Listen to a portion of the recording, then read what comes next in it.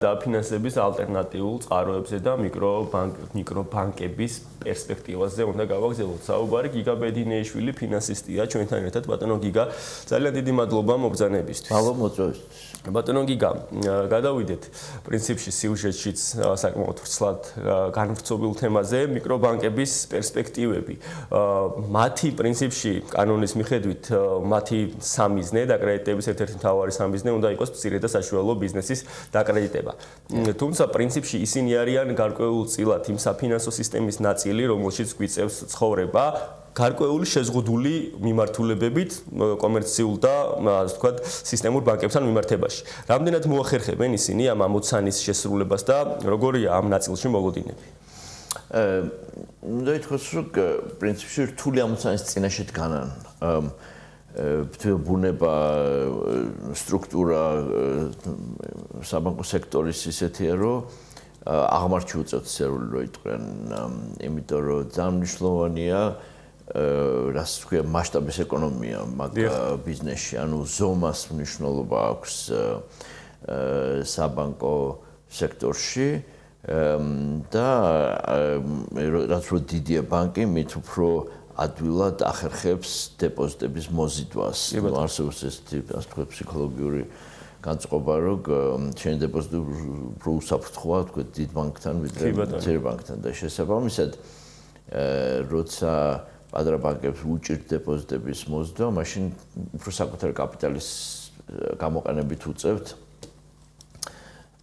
სასხო პორტფელის დაფინანსება ფაქტიურად, რაც ნიშნავს, რომ უძვირდება თავისთავად რესურსი, საკუთარი კაპიტალის რესურსი უფრო ძვირია, ვიდრე დეპოზიტის რესურსი და ამიტომ ვერ ახერხებენ ხოლმე ოპტიმალურ არის საკითხავია, მაგრამ ნუ ასე ოპტიმალური მიახლოებული ყოველთვის თავისი ოპტიმალური ზღვარი აქვს სადღაც თავში, მაგრამ ნუ მაინც უჭირთ ხოლმე ისეთი კაპიტალური სტრუქტურით მუშაობა, რომელიც რაც შეიძლება შეამცირებს მათ რესურსის ღირებულებას და ამიტომ ძვირი რესურსით უწევთ მუშაობას, შესაბამისად უფრო დაბალ მომგებიანობაზე ჯდებიან ამის ყველაფრის გამო. ეს არ ნიშნავს იმას, რომ პერსპექტივა არ აქვთ და ასე შემდეგ. არა, რა თქმა უნდა, არსებობს სხვა არგუმენტებიც, რატომაც შეიძლება ვთქვათ მცირე ბანკები შედარებით მიკროსაფინანსო თუ გნებავთ, ეს დავარქვათ. ისინი შეიძლება უკეთეს პოზიციაში იყვნენ, ვთქვათ, რაღაცა შედარებით პატარა ტრანზაქციების განხორციელების თვალსაზრისით უფრო მზად იყვნენ იმისთვის, რომ მანდ-მაინც დიდ კლიენტებს კი არა და დიდ პროექტებს და დიდ სესხებს კი არ გამოეკიდონ, არამედ უფრო პატარა სესხებზე მუშაობენ. ასე რომ ორივე მხარეს არის არგუმენტი. ბატონო გიგა, მე დასაწყისში შემთხვევით არ მიხსენებია მიკრობანკების გარკვეულწილად შეზღუდული, ასე ვთქვათ, ლავირების საშუალება. ისინი შეზღუდულნი არიან კომერციულ ბანკებთან მიმართებაში სხვადასხვა ნაწილში, მათ შორის სესხის გაცემის ნაწილშიც და მათ შორის, ასე ვთქვათ, დეპოზიტების მოზიდვის ნაწილშიც. ამ კომპონენტის გათვალისწინებით მათ შორის იმის გათვალისწინებითაც, რომ ბაზარზე აქამდე ის ორი მსხვილი მიკროსაფინანსო იყო, დაახლოებით 30% ეჭირათ მათ ბაზრის საერთო ჯამში, რომლებიც მიკრობანკებად გადაკეთდნენ. აი ამ მოცემულობის გათვალისწინებით ძალიან საინტერესოა. დღეს მიკრობანკები შეიძლება იქნან განხილული უკაცრავად მიკროსაფინანსოების კონკურენტებად თუ კომერციული ბანკების კონკურენტებად. ხო, ნუ რთული საკითხია. იურიდიულად მაინც ბანკები არიან.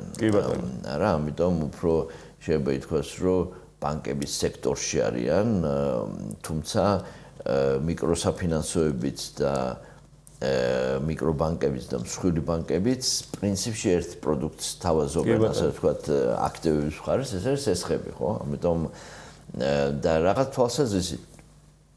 თვალსაზრისით პრინციპში სესხებლის პერსპექტივიდან ეს არის მნიშვნელოვანი, რომ გახსოვდეს, სესხებლის პერსპექტივიდან არ აქვს მნიშვნელობა ვინ მოგცემს სესხს. რა თქმა უნდა. ძალიან დიდი მნიშვნელობა აქვს ვისთანა გაქვს დეპოზიტი.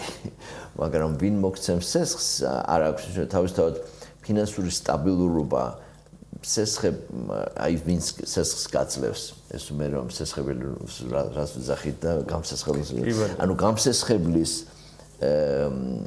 ფინანსური სტაბილურობა მესამე ხარისხოვანია რაღაც თვალსაზრისით შეიძლება ვიღაცა მიფიქროს რომ სულ გაკოტრდეს ვინც სესხს მომცემ შეიძლება მისთვის იყოს ერთი შეხედვით მისაღები სესხის ამოღების ასე ვთქვათ мотивация დაკარგოს ამიტომ ეგ არის რომ სესხების გაცემის თვალსაზრისით მიწებში ერთ პროდუქტს თავაზობენ ყველანი ამიტომ შეიძლება მე ვიტყოდი რომ ეს სამივე ბიზნეს მოდელი ერთმანეთთან კონკურენციაშია სესხების თვალსაზრისით.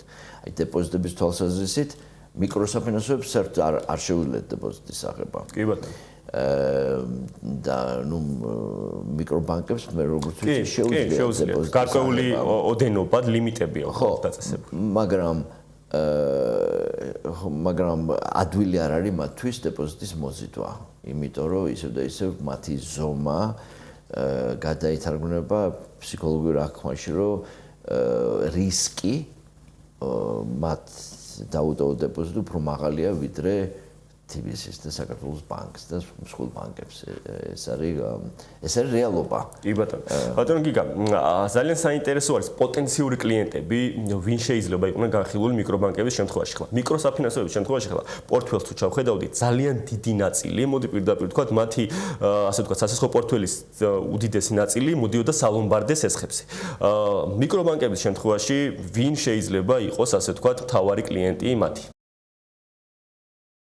ხო, სალომბარდე ოპერაციები მათ აკრძალულია. აკრძალული არ ექნება ხო, არსებული. არა, იმიტომ რომ მსხვილი ბანკები არ აკრძალვის გამო მაგას თავს ვერ დავდო, მაგრამ ფაქტია, რომ სალომბარდე ოპერაციებს თითქმის არ აკეთებენ მსხვილი ბანკები. ხო, და ამიტომ შესაბამისად თუ მათ არ აქვთ აკრძალული სალომბარდე ოპერაციები, მათ შეუძლიათ ასევე სალომბარდე ოპერაციები იყოს მათი ბიზნეს მოდელის მნიშვნელოვანი ნაწილი. თუმცა ისინი ასევე შედარებით მცირე სესხებისთვის არ არის რომ მარტო მცირე ბიზნესი იყოს მათი კლიენტი. შეიძლება მსხვილ ბიზნესად შეიძლება ხომ შეიძლება პატარა პროექტი რომელიც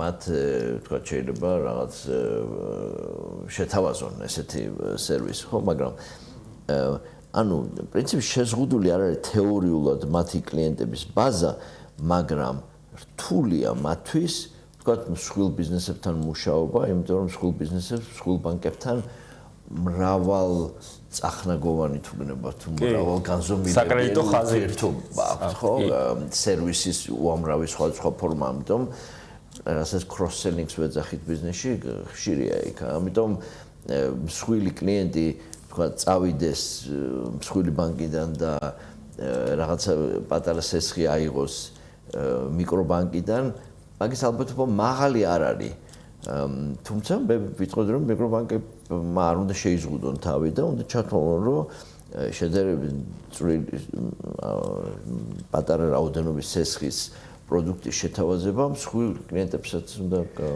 გაუკეთონ. აი ამ ნაწილში მინდა გკითხოთ სწორად ძალიან საინტერესო არის ახალი პროდუქტების გამოჩენას რამდენად უნდა აველოდოთ ბაზარზე იმის გათვალისწინებით რომ რეალურად ახალი აქამდე ასე ვთქვათ ბაზარზე არ არსებული მოთამაშე შემოდის და გარკვეული საერთოდ ახალი მოცემულობა იქნება ამ მიმართულებით.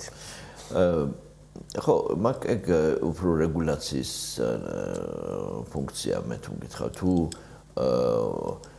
ის რასაც უშვებს მარეგულირებელი მაგ თვალსაზრისით ინოვაციის ხარჯზე პრინციპში ეს პროდუქტები მეტნაკლებად არსებობს ხა რაღაცა თუ უნიკალური შეიქმნა სადღაც იმის გადმოტანად შეიძლება ქართულ ბაზარზე ხო მაგრამ სამწუხაროდ მარეგულირებელი ხშირად ზღუდავს ხოლმე ინოვაციას რაღაც თვალსაზრისით დეპოზიტორების დაცვის თუ რაღაცა კლიენტების ინტერესების დაცვის соусით, რო იტყვიან და საბაბით ხშირად ზღუდავს ხოლმე მარეგულირებელი და მე თუ მკითხავ უფრო უხეშად ერევა პროდუქტების მხარეს, ვიდრე უნდა ჩაერიოს.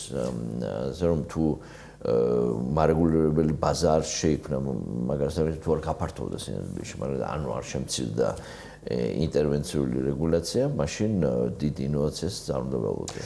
კი ბატონო, ცოტა დრო დაგვრჩა და ბოლოსკენ გარკვეული შეჯამება მინდა გთხოვოთ. არსებული მონაცემების მიხედვით, იმ შეზღუდული, ასე ვთქვათ, რესურსების მიხედვით, რომელიც აქვთ გარკვეულწილად მიკრობანკებს, რამდენად გვექნება ბაზარზე გარკვეულწილად ალტერნატიული დაფინანსების წყარო, მე ვიტყოდი ასე ვთქვათ, კონკურენტული დაფინანსების წყარო ბაზარზე მიკრობანკების სახით. კონკურენტული თუ ალტერნატიული ეგ არის საკითხავი. ანუ კონკურენტული რა თქმა უნდა გვექნება ხა თუ რაღაც ეს ბანკები გამოჩნდნენ თუ მათ უწერიათ ასე ვთქვათ გადარჩენა გრძელვადაში, ეს ნიშნავს რომ მათი ბიზნეს მოდელი კონკურენტულია. თუ იმედია რომ გადარჩებიან გრძელვადაში, თუ ვერ გადარჩენ გრძელვადაში, რაღაც პერიოდის განმავლობაში მაინც ხო იქნებიან ბაზარზე და ეს კონკურენციას გააფართოვებს, ასე რომ მათი აქციონერების გადმოსახედიდან შეიძლება კარგი პერსპექტივა არ არის, რომ ცოტა ხნით აღარ ბაზარში და მე ვერ გადარჩები, მაგრამ კონკურენციის ინტენსიფიკაციის თვალსაზრისით კარგია ეს.